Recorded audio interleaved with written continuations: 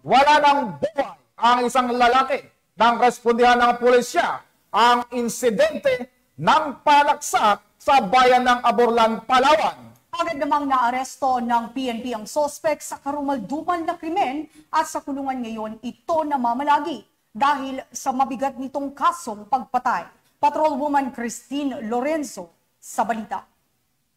Yan ang sinabit ng isang 51 anyos na magsasaka makaraang saksakin ng kanyang kainuman sa barangay Tigman, Aborlan, Palawan, alauna ng umaga nito lamang ika-22 ng Hunyo taong kasalukuyan.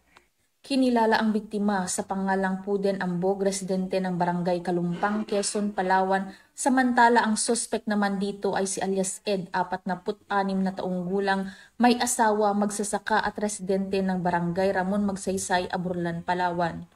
Base sa investigasyon ng kapulisan at mga saksi, noong araw at oras ng insidente magkasamang nag-iinuman ang biktima at ang suspect. Sa gitna ng kanilang pagsasalo, bigla na lamang sumiklab ang isang matinding pagtatalo sa pagitan ng dalawa. Sa hindi inaasahang pagkakataon, biglang inundayan ng suspect ng saksak ang biktima na tumama sa kanyang kanang tiyan. Ang malalim na sugat na ito ay naging sanhi ng kanyang agarang kamatayan.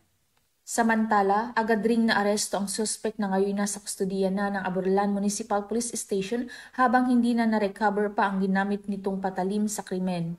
Agarang pagkakaaresto ng suspect ay isang patunay ng mabilisang aksyon ng ating kapulisan upang masugpo ang kriminalidad at mabigyan ng hustisya ang mga biktima at ang kanilang pamilya.